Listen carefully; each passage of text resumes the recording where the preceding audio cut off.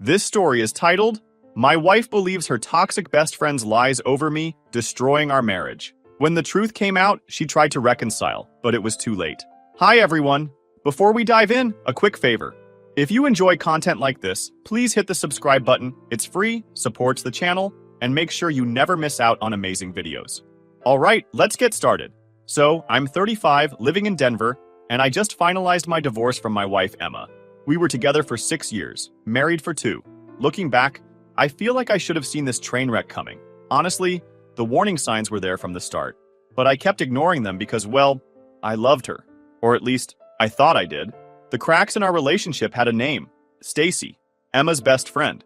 You ever meet someone and immediately know they're bad news? That was Stacy. She was loud, self-centered, and always had to be the center of attention. From the first time I met her, I felt like she was sizing me up. Like she was looking for something to hold against me. But Emma was blind to it. She saw Stacy as her ride or die from college, someone who'd been there through thick and thin. I thought, fine, I'll tolerate her because she's important to Emma. But man, Stacy knew how to push buttons. Things really started going downhill during our wedding plan. I proposed to Emma after 3 years of dating. We were living together by then, and it just felt like the next step. She was ecstatic, and honestly, so was I. At first. Then Stacy started sticking her nose in. It started small. She didn't like our color scheme and said it was too basic. I let that slide because who cares what colors we picked? Then she made a fuss about the catering, saying we needed vegan options because half the guests would probably prefer that.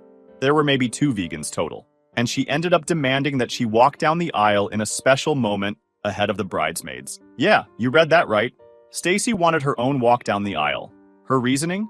I've been there through every one of Emma's breakups, every hard moment in her life. This day is about celebrating the people who stood by her, not just the marriage. I thought it was a joke at first. Like, who seriously asks for that? But Emma just kind of nodded along. I could see her caving in real time. I tried to step in. I told Emma, look, this is our wedding, not a stage for Stacy to perform on. Your sister's already your maid of honor, and that's enough. Emma got defensive, saying I was making a big deal out of nothing. Stacy, meanwhile, acted like I'd personally insulted her entire existence. Wow, she said. I didn't realize your fiancé was so controlling. That stung. But instead of standing up for me, Emma folded. It's just one little thing, she told me later. If it makes her happy, what's the harm? So Stacy got her grand entrance. She strutted down the aisle like it was her wedding.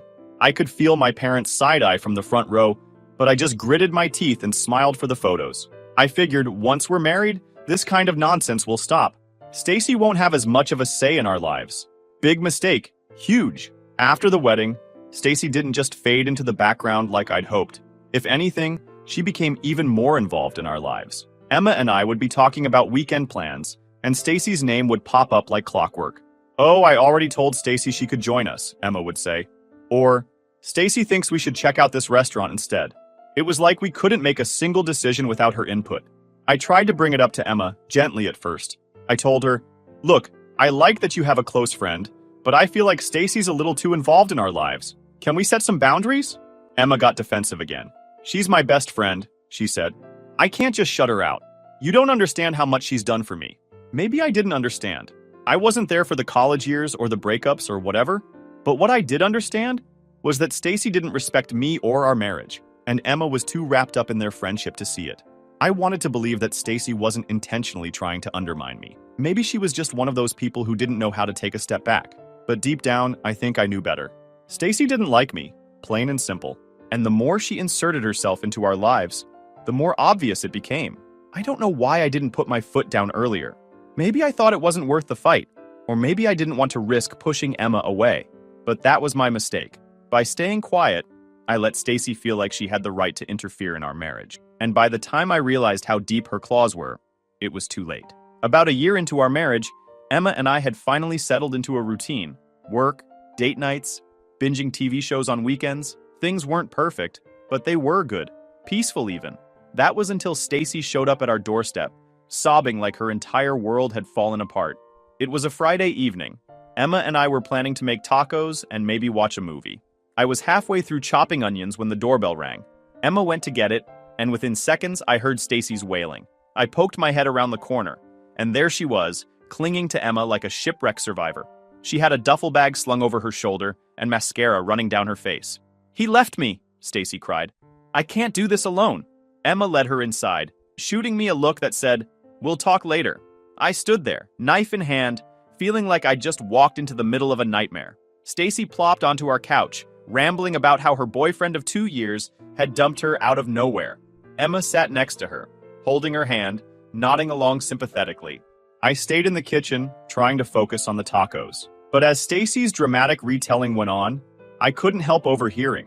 Apparently, her boyfriend Jake had completely blindsided her, breaking up with her over text because he felt they weren't compatible. Stacy, of course, insisted that she'd been the perfect girlfriend and that Jake was just an emotionally unavailable jerk.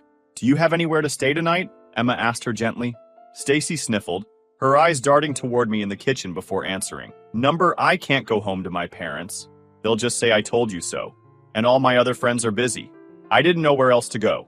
I could see where this was headed, and I wasn't happy about it. Sure enough, Emma turned to me. "Would it be okay if Stacy stayed here for a few days? Just until she gets back on her feet?" What was I supposed to say?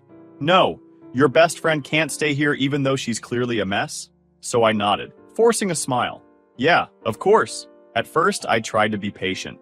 Stacy was heartbroken. I get it. Breakups suck. The first couple of days, I stayed out of her way, letting Emma handle her. But by the end of the week, it became clear that a few days was turning into who knows how long. Stacy wasn't just staying with us. She was taking over. The guest room, which Emma and I had carefully kept neat and organized, became a disaster zone. Clothes were everywhere. On the floor, on the bed, draped over the chair. Empty coffee cups and takeout containers piled up on the nightstand. It was like a teenager's room after a bad breakup. Except Stacy was 34. She practically lived in the living room, binge-watching reality shows at full volume and hogging the couch. Twice, I came home from work to find her sprawled out in her pajamas, eating snacks out of a family-sized chip bag while watching some dating show. She didn't even glance up when I walked in, just muttered, "Hey," between bites. The kitchen wasn't safe either.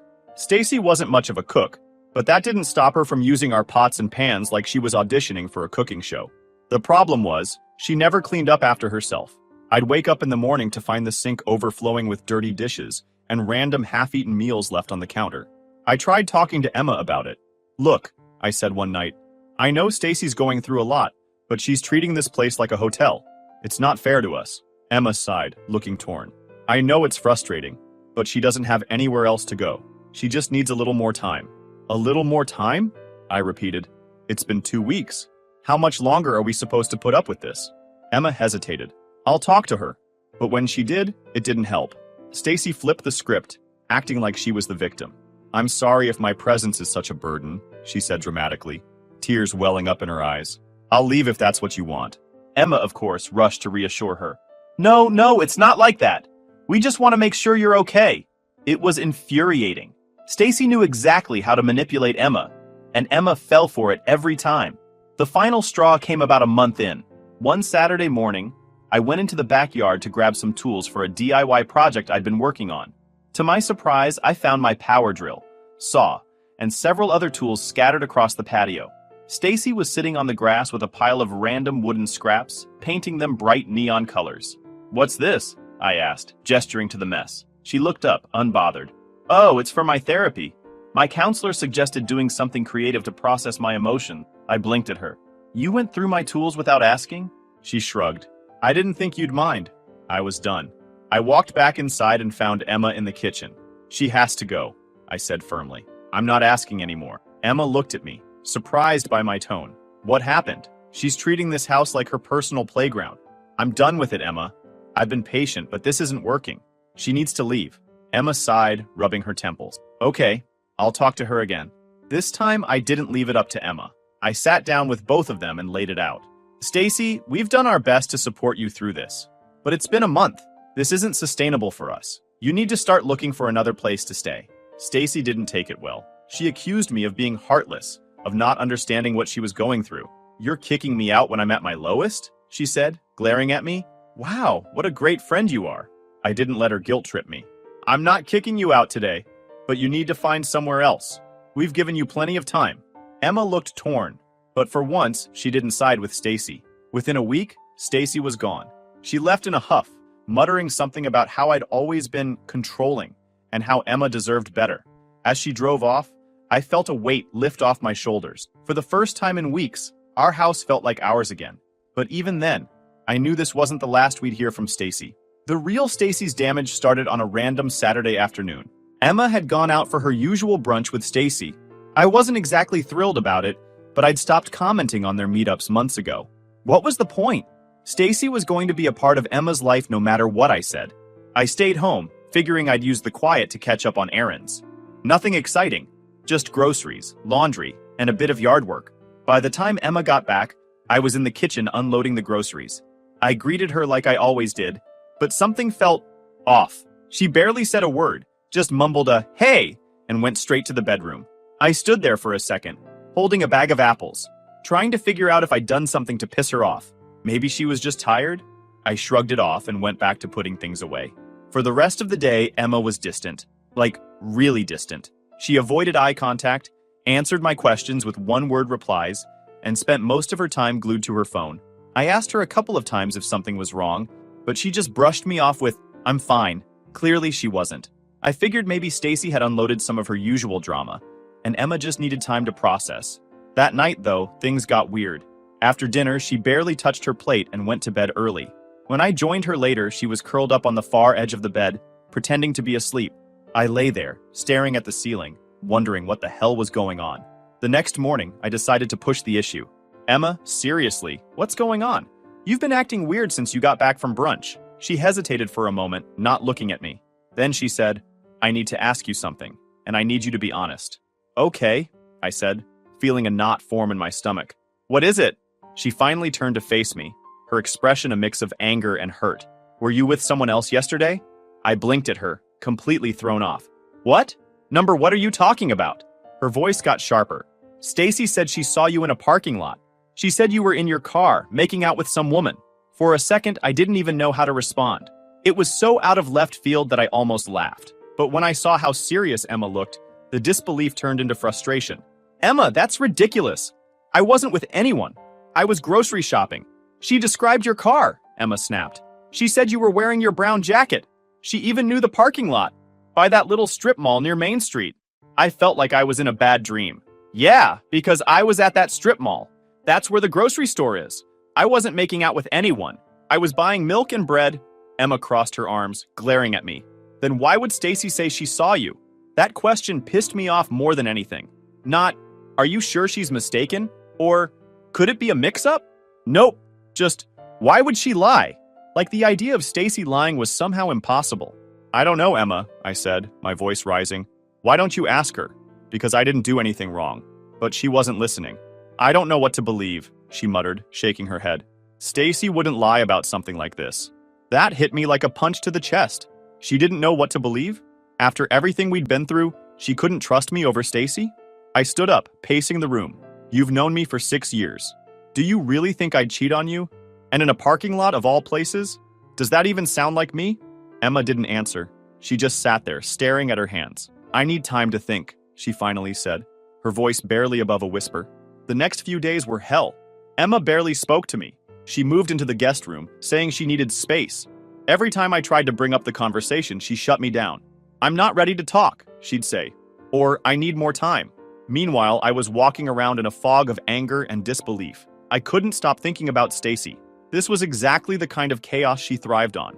But what I couldn't wrap my head around was why. Why go to such extremes? Why lie about something so serious? Did she really hate me that much? At the same time, I couldn't ignore the bigger issue, Emma's reaction. The fact that she didn't even give me the benefit of the doubt said more about our marriage than Stacy's lies ever could. If she trusted Stacy's word over mine, what did that mean for us? A week later, Emma packed a bag and left. She didn't even tell me where she was going, just said she needed time to figure things out. I didn't fight her on it. At that point, I was too exhausted to argue. The next morning, I got a text from her. "I think it's best if we separate for now. I'll have my lawyer send over the paperwork." That was it. No discussion, no attempt to work things out, just a text and a lawyer. It was like our entire marriage had been swept aside because of one ridiculous story. I didn't even know how to process it. One part of me wanted to fight, to prove my innocence, to make Emma see reason. But another part of me was just done. If she was willing to throw everything away so easily, maybe I didn't want to save this marriage after all. In the weeks that followed, things got worse. Word spread about our separation, and Stacy made sure everyone knew her version of events. Mutual friends started acting weird around me, avoiding eye contact or making vague comments about working on myself. Even my own family started asking awkward questions like, "Is there any truth to what they're saying?" It felt like I was living in a nightmare. Everywhere I turned, there was another reminder of how quickly people could turn on you. And through it all, Emma stayed silent. No calls, no texts, no attempts to reach out. Just radio silence. At first, I was angry, angrier than I'd ever been in my life. But as the days turned into weeks, that anger started to fade. In its place was something colder, harder. If Emma didn't trust me enough to even have a conversation, then maybe I didn't need her in my life. I wasn't going to beg for someone who didn't believe in me. Let her have her time to think. Let her stay under Stacy's thumb. I was done fighting for a marriage, where I was always second place to her so-called best friend. If this was how it was going to end, then so be it. 2 months after Emma left, on one Thursday evening, something happened that I didn't see coming. I was minding my own business, scrolling through my phone while eating dinner, when I got a text from a number I didn't recognize. It read, "Hi, this is Marissa. I know Stacy lied about you. Can we talk?" I stared at the screen for a moment, trying to figure out who the hell Marissa was. The name rang a faint bell. Something about a party Stacy and Emma dragged me to a couple of years ago. But why was she messaging me now? My first instinct was to ignore it, but something about the way she phrased it, "I know Stacy lied about you," made me curious. I replied, "What do you mean? What lie?" Her response came almost instantly. "About the cheating. Stacy admitted she made it up. I think you need to see the proof." The next day, I met Marissa at a small coffee shop downtown.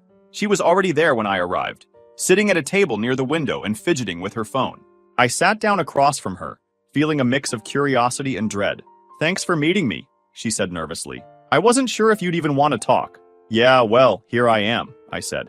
"What's this about Stacy lying?" She pulled out her phone and opened a text conversation. "I've been friends with Stacy for a long time, but after this, I can't keep quiet anymore. You need to know what really happened." She handed me the phone, and I started reading. The messages between her and Stacy were jaw-dropping. "Stacy, OMG, Emma finally left him. She actually believed me, LOL. Marissa, what are you talking about?" "Stacy, I told her I saw him making out with some rando in his car. You should have seen her face. Priceless." "Marissa, wait, are you serious? Why would you do that?" "Stacy, because he's a controlling jerk, and she's too dumb to see it. I had to help her." I kept scrolling, my hands trembling with anger. It got worse. "Stacy, it's not like their marriage was gonna last anyway. Emma's so gullible. She'll believe anything I tell her." "Marissa, this is messed up, Stacy." "Stacy, whatever. She's better off without him, and now I don't have to hear about her perfect marriage anymore." Ugh! I couldn't read any further. I handed the phone back to Marissa. My jaw clenched so hard it hurt. "She really said all that?" I asked, my voice barely above a whisper. Marissa nodded, looking genuinely upset. "Yeah, she bragged about it, like it was some kind of accomplishment. I didn't believe it at first, but when she started mocking Emma for being too naive, I realized how twisted it was." I sat there, trying to process what I'd just seen. Stacy hadn't just lied. She'd actively sabotaged my marriage and made fun of Emma in the process. She'd manipulated her best friend for no other reason than sheer entitlement and spite. "Why are you telling me this now?" I asked finally. "Why not earlier?" Marissa looked down at her coffee. "I don't know. I guess I was scared. Stacy can be intense, but I couldn't keep quiet anymore. It's not fair to you, and it's not fair to Emma." I took screenshots of the messages and thanked Marissa for coming forward. On the drive home, I couldn't stop replaying the conversation in my head. I wasn't just angry, I was furious. Furious at Stacy for being such a manipulative, entitled piece of work. Furious at Emma for falling for it so easily. And furious at myself for letting Stacy get away with her crap for so long. But more than that, I felt validated. For months, I'd been walking around with this cloud over my head, wondering if I could have done something differently. Now I had proof that none of this was my fault. Stacy had set me up from the start, and Emma had played right into her hands. By the time I got home, my anger had simmered down into something colder. I wasn't going to lash out or throw accusations around. No, I was going to handle this the right way. First, I forwarded the screenshots to my lawyer with a quick note. "This is what really happened. Let me know how we can use it." Then I sat down and stared at my phone, debating whether to text Emma. Part of me didn't want to. What was the point? She'd already shown where her loyalty lay. But another part of me felt like she deserved to know the truth, even if it wouldn't change anything. After a few minutes, I typed out a message. We need to talk. It's important. Her reply came quicker than I expected. What do you want? I kept it short. I have proof that Stacy lied. Can we meet? You need to see this. There was a long pause before she replied. Fine. Tomorrow afternoon. Where? I suggested a park near her new apartment. She agreed, and that was that. I didn't want to win her back. I wasn't interested in that anymore. But I needed her to know the truth, if only to clear my name. Part of me wanted to just shove the screenshots in Emma's face and let her deal with it. But I knew I needed to keep my cool. The last thing I wanted was for her to think I was being dramatic or emotional about this. When Emma finally arrived, she looked hesitant, almost nervous. She was wearing her usual casual outfit, a hoodie and jeans, but she didn't have that confident air she used to carry. She spotted me and gave a small wave before walking over. What's this about? She asked, her arms crossed defensively. I didn't waste any time. I pulled out my phone, opened the screenshots Marissa had sent me, and handed it to her. Read this, I said flatly. Emma looked at me, confused, but took the phone and started scrolling. At first, her expression was neutral, but as she read, her face changed. Her eyes widened, her mouth fell open, and by the time she reached the last message, she looked pale. She handed the phone back to me with shaking hands. She lied, she whispered, almost to herself. Yeah, I said, trying to keep my voice steady. She lied about everything. She made up the story about me cheating just to break us up, and apparently she thought it was hilarious. Emma sat down on the bench next to me, staring at the ground. I didn't know, she said softly. I didn't think she'd ever... You didn't think she'd ever lie to you? I interrupted, my voice sharper than I intended. That's the problem, Emma. You didn't think. You didn't even stop to question it.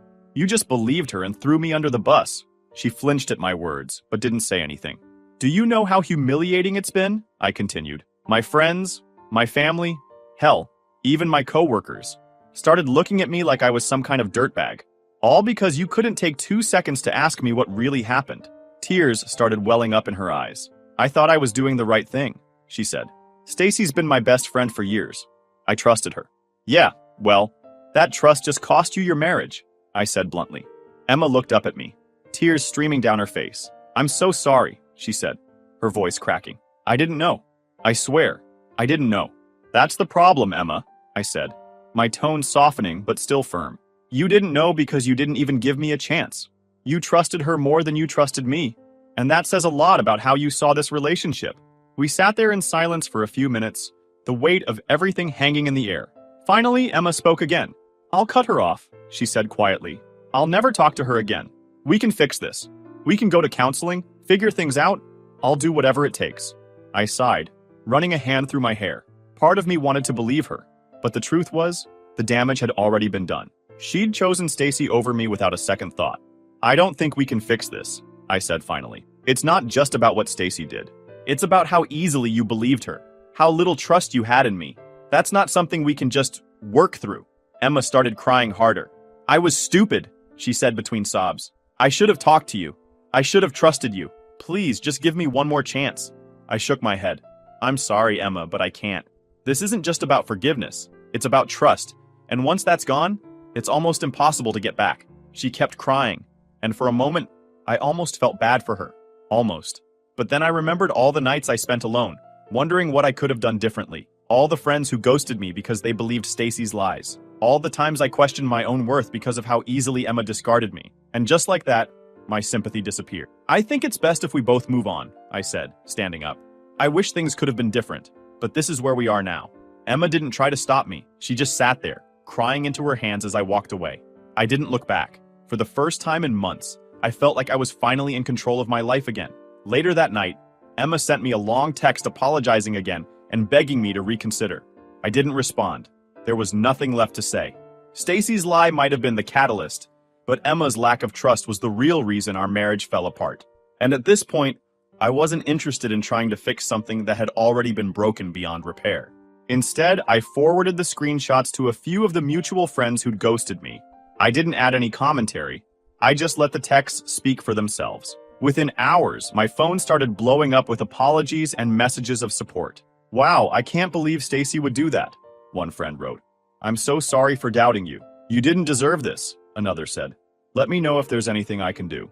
It was nice to have some validation, but I wasn't interested in rekindling those friendships. If they'd been so quick to believe the worst about me, they weren't people I wanted in my life anymore. As for Stacy, I didn't bother confronting her. What would be the point? She'd already shown who she was, and I wasn't about to give her the satisfaction of knowing how much damage she'd caused. A few days after that, I started hearing things from mutual friends. Even though I'd cut most of them off, a couple still felt the need to keep me updated, probably out of guilt for siding with Stacy in the first place. One friend, Sarah, called me up and said, "You're not going to believe this, but Stacy's basically been blacklisted from our group. Apparently, once word got out about what she'd done, everyone started distancing themselves from her." Marissa had shared the screenshots with a few other people, and from there, the story spread like wildfire. Stacy tried to defend herself, saying she was just looking out for Emma and that I was controlling and toxic, but no one was buying it anymore. "She's completely spiraling," Sarah said, laughing. "She's been posting these long rants on social media about how everyone's turned against her and how she's the real victim."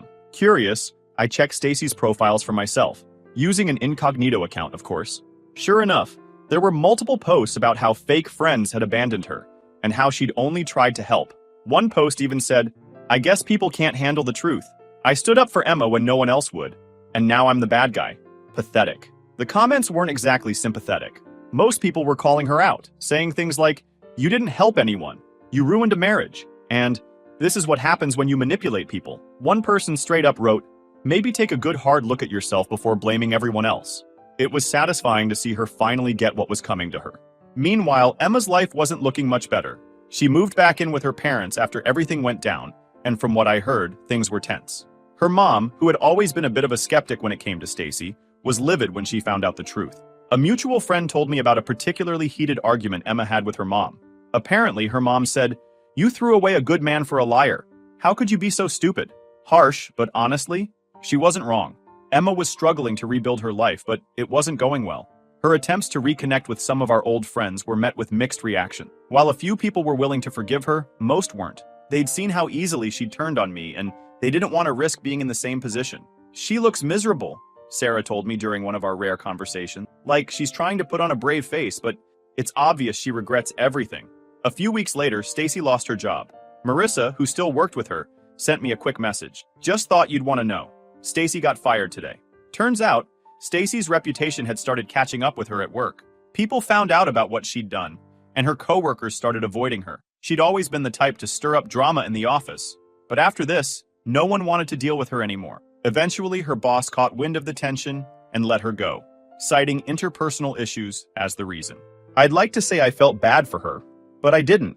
She'd spent years manipulating people and causing chaos, and now she was finally facing the consequences. As for me, life kept getting better. One day, months after everything had gone down, I ran into Marissa at a coffee shop. We ended up chatting for a bit, and she filled me in on the latest gossip. "Emma reached out to Stacy a few weeks ago," she said, rolling her eyes. "Can you believe that?" "What happened?" I asked, genuinely curious. "Well, Emma tried to apologize, saying she wanted to move past everything," Marissa explained. "But Stacy just laughed in her face. She told Emma she was pathetic for even trying, and that she was better off without her." I shook my head, a mix of amusement and disbelief. "Figures. Stacy doesn't know how to take responsibility for anything." Marissa smirked. "Yeah, well, they're both getting what they deserve." Looking back, I can't say I'm glad everything happened the way it did, but I am grateful for where I ended up. Stacy and Emma's toxic dynamic was a ticking time bomb, and I just happened to be the collateral damage. But in the end, they destroyed each other, and I got to walk away with a clean slate. It's funny how life works sometimes. Karma doesn't always come immediately, but when it does, it hits hard. Emma and Stacy learned that the hard way, and honestly, I'm okay with that. They made their choices, and now they're living with the consequences. As for me, I'm moving forward. I've built a life that makes me happy, surrounded by people who truly care about me, and that's the best revenge I could have asked for.